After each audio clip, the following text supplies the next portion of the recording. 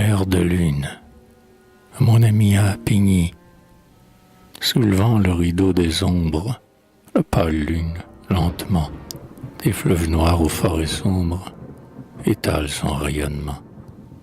Et sur le vert tapis des mousses, où la nuit épand sa fraîcheur, on sent planer deux choses douces, la solitude et la blancheur. Jour timide, aube solitaire, qui nous console du soleil, baiser pur effleurant la terre, sans interrompre son sommeil. Plus d'oiseaux, la biche est couchée, le flot à peine ose frémir. On dirait une sœur penchée qui regarde sa sœur dormir. Et si la brise familière écarte les rameaux discrets, on voit des gouttes de lumière trembler aux feuilles des forêts, tandis qu'ouvrant, au bord des grèves, son noir calice où dort l'amour, s'épanouit la fleur des rêves qui se fanent quand vient le jour.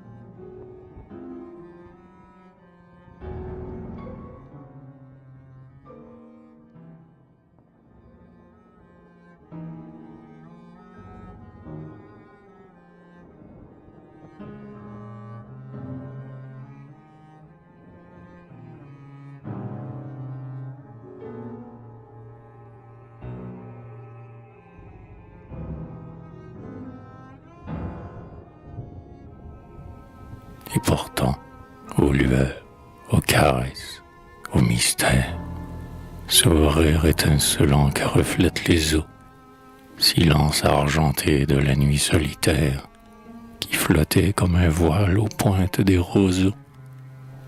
Grâce des monts, douceur des horizons énormes, blanc duvet de colombes, au dos des mers jetées, ô splendeur, vous tombez des régions difformes, d'où le regard de Dieu s'écarte épouvanté.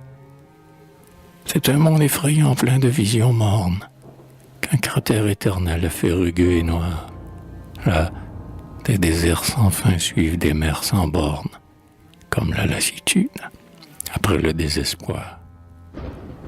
Aucun pas n'a marqué ces plaines désolées, où, si l'être s'obstine et s'y veut hasarder, c'est quelques peuples affreux grouillant dans les vallées qui nous feraient mourir rien qu'à nous regarder.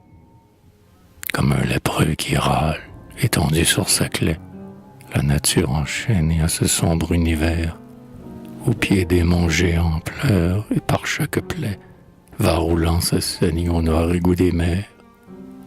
Et peut-être, aux terreurs, quand du haut de la nuit verse sur nous le silence et la paix, la planète que ronge une angoisse inconnue pousse un long cri de mort qu'on n'entendra jamais.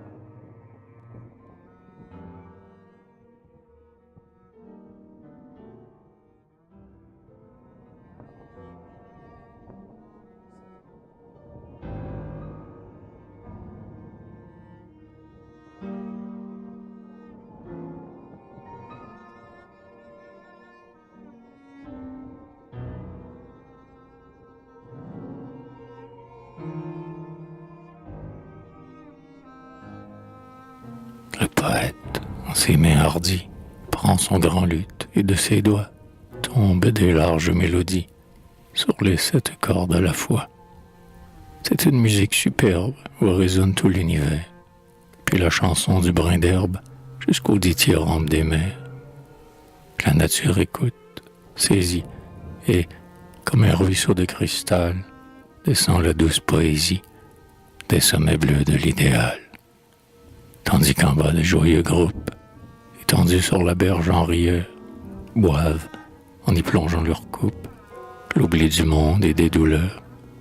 Seule, au balcon que l'oiseau frise, la Vierge, sous ses rideaux blancs, croit entendre, au loin, dans la brise, la sérénade des galants, et rêve, avec de molles pauses, à celle qui, chantant pour eux, donne plus de parfum aux roses, et plus d'amour aux amoureux.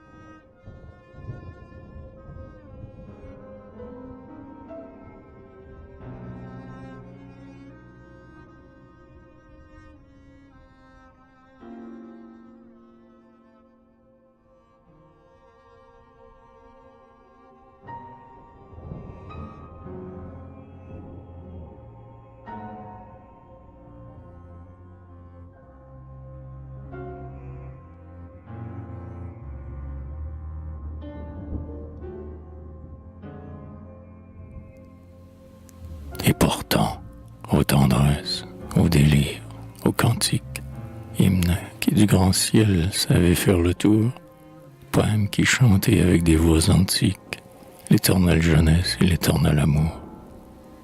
Ballades secouant le tambourin des rimes, strophes, maîtres dansant, sonnaient d'espoir chargés, au transport, où tombaient, malgré vos cris sublimes, des cœurs les plus perdus et les plus ravagés, la hurle des désirs qui n'auront pas leur proie, là, cinq des douleurs qui se cachent au jour, là, sur toute croyance, incessamment tournoie, le doute, oiseau des nuits, maigre comme un vautour.